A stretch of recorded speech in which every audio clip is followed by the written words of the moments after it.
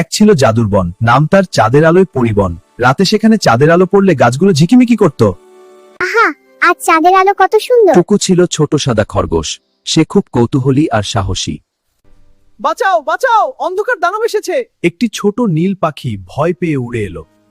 বনের এক কোণে একটা কালো ছায়া নড়ছে। ভয় পেও না, আমরা একসাথে থাকলে কেউ কিছু করতে পারবে না। আমি লুনা, চাঁদের পরী, ভয় পেও না। রূপালী ডানা মেলে আকাশ থেকে নেমে এলো লুনা পরী। ওটা দানব না, ওটা পথ হারানো ছোট ভালুক। ছায়ার ভেতর থেকে বের হলো ছোট বাদামি ভালুক, কাঁদছে।